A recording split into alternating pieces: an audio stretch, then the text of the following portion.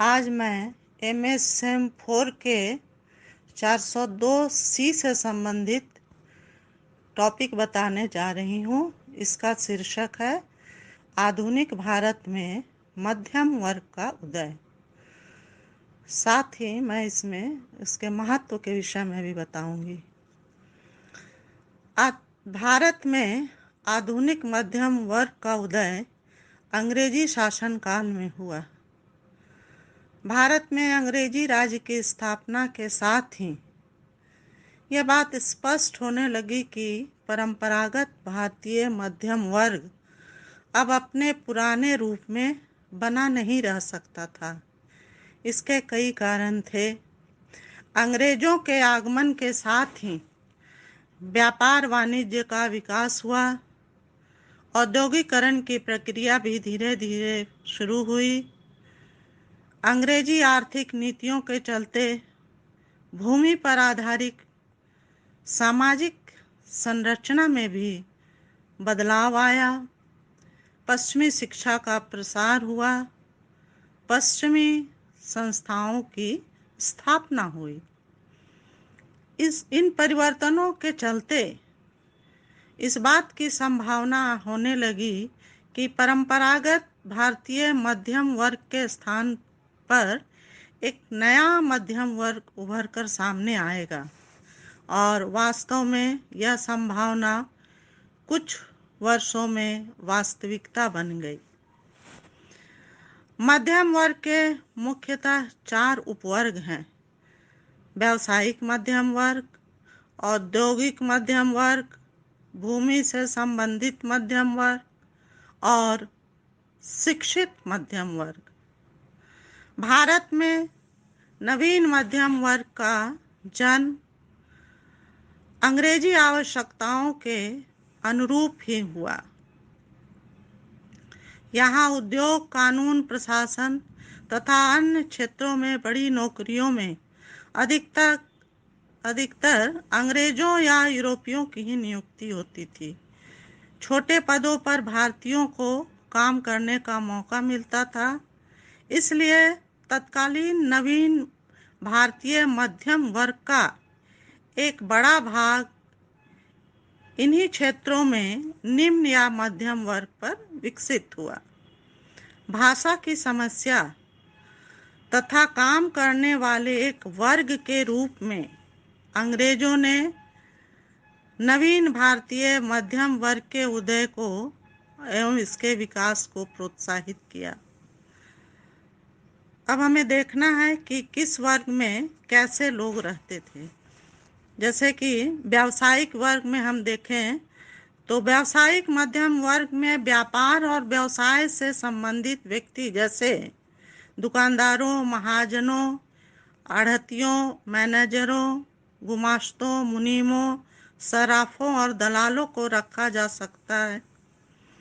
चूंकि अंग्रेज विदेशी थे, इसलिए वे भारत की प्रचलित भाषाओं से अनभिज्ञ थे। अतः इनको वैसे भारतीयों का सहारा लेना पड़ा जो इन व्यवसायों से भी परिचित हो और अंग्रेजी और देशी भाषाओं का ज्ञान रखते हों। परिणाम स्वरूप भारत में व्यावसायिक मध्यम वर्ग का उदय हो सका। भारत में हम लोग देखते हैं कि मध्यम वर्ग में दूसरा वर्ग जो आया वो औद्योगिक वर्ग था। औद्योगिक मध्यम वर्ग का विकास आधुनिक युग में धीरे धीरे हुआ। इसमें छोटे उद्योग के मालिक और उद्योगों में कार्यरत शिल्पियों, दक्ष कारीगरों, विशेषज्ञों, मैनेजरों तथा विभिन्न अधिकारी, निरीक्षक तथा लिपिक वर्ग के व्यक्तियों को रखा जा सकता है। अंग्रेजों की संकीर्ण औद्योगिक आर्थिक नीति के बावजूद कुछ भारतीय उद्योग परंपरागत ढंग से ही चलते रहे। उनका पूर्ण विकास 19वीं शताब्दी तक नहीं हो सका। परिणाम स्वरूप भारत में यूरोप की तरह प्रबल औद्योगिक मध्यम वर्ग का उदय नहीं हो सका। अब हम भूमि से संबंधित वर्ग के विषय में आप लोग को बताएंगे। भूमि से संबंधित मध्यम वर्ग का स्वरूप अन्य प्रकारों की तुलना में थोड़ा रूढ़ होता है और अगतिशील होता है। भारत के आगमन के पूर्व जमीन व्यक्तिगत संपत्ति समझी जाती थी। अंग्रेजों की भू राजस्व नीति में परिवर्तनों के कारण इस दृष्टिकोण में बदलाव आया। अब भूमि एक प्रकार की वस्तु समझी जाने लगी। भूमि वैसे लोगों के साथ बंदोबस्त करने की व्यवस्था की गई जो सरकारी शर्तों पर खेती करते और अधिक से अधिक लगान देने को तैयार रहते।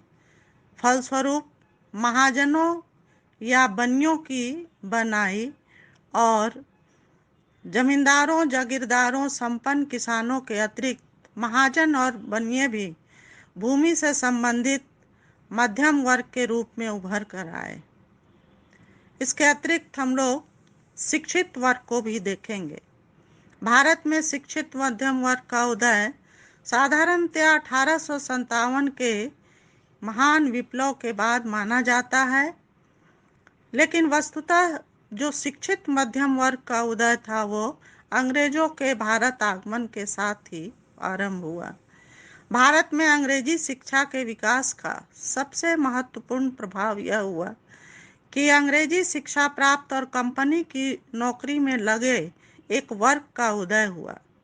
बाद में जैसे जैसे अंग्रेजी शिक्षा बढ़ता चला गया, इस वर्ग के सदस्यों की संख्या में वृद्धि होती गई।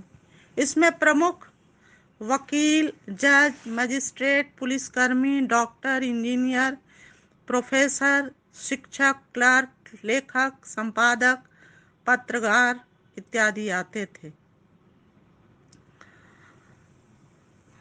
इन सभी उपवर्गों को एक ही वर्ग मध्यम वर्ग में ही रखना ज़्यादा उपयुक्त मालूम पड़ता है। अब थोड़ी सी बात इनके महत्व की हो जाए। आधुनिक भारत या ब्रिटिश कालीन भारत में इस नए मध्यम वर्ग का योगदान भारतीय सामाजिक और राष्ट्रीय चेतना के विकास में काफी महत्वपूर्ण रहा। ईश्वर चंद्र विद्यासागर, राजा राम मोहन राय, केशव चंद्र सेन मध्यम वर्ग से ही आते थे। आधुनिक भारत के निर्माण में इनका बहुमूल्य योगदान रहा। राजा राम मोहन राय तो आधुनिक भारत के जनक ही माने जाते हैं। मध्यम वर्ग प्रारंभ में से ही अंग्रेजी शासन के प्रति एक अच्छी भावना रखता था, अर्थात शुरुआत में मध्यम वर्ग जो था वह अंग्रेजी शासन को अच्छा मानता था, लेकिन कालांतर में अंग्रेजी प्रशासकीय आर्थिक नीतियों की वजह से यह सरकार या वर्ग धीरे धीरे सरकार से विमुख होने लगा, उनको नापसंद करने लगा। कांग्रेस की स्थापना के साथ भारत में जिस राष्ट्रीय आंदोलन का सूत्रपात हुआ उसमें भारतीय पूंजीपति, कुछ प्रगतिशील जमींदार, धनी बुद्धिजीवी वर्ग लोगों ने अर्थात उच्च मध्यम वर्ग के लोगों ने सक्रिय भाग लिया था। जनसाधारण वर्ग प्रारंभ में राष्ट्रीय आंदोलन और कांग्रेस से अलग रहा, हालांकि बाद में वह इसमें सम्मिलित हुआ। इस प्रकार शुरू में मुस्लिम लीग में मध्यम वर्ग की भूमिका महत्वपूर्ण नहीं रही, लेकिन बाद में यह वर्ग मुस्लिम राजनीति में प्रमुख बन गया। उग्रवादी क्रांतिकारी राष्ट्रीय आंदोलन में भी मध्यम वर्ग की ही भूमिका उभर कर आई। खुदीराम बोस, भगत सिंह, चंद्रशेखर आजाद जैसे क्रांतिकारी मध्यम वर्ग से ही आए और इस आंदोलन को संगठित दिशा प्रदान की। असहयोग आंदोलन से स्वतंत्रता प्राप्ति तक जितने भी राजनीतिक और रचनात्मक आंदोलन हुए, सबों में मध्यम वर्ग के लोगों की, विशेष रूप से शिक्षित मध्यम वर्ग की भूमिका अत्यंत महत्वपूर्ण रही है। मध्यम वर्ग ने न सिर्फ राष्ट्रीय आंदोलन को नेतृत्व प्रदान किया, बल्कि इसमें सक्रिय भाग लिया। इस प्रकार सामाजिक कुप्रथाओं के उन्मूलन, शिक्षा के प्रचार, हरिजनोद्धार, नए भारत के संविधान के निर्माण जैसे कार्यों में इस वर्ग की भूमिका सराहनीय रही है। इस प्रकार हम लोग देखते हैं कि 19वीं-20वीं शताब्दी में भारतीय सामाजिक और राजनीतिक क्षेत्रों में मध्यम वर्ग की भूमिका महत्वपूर्ण रही है।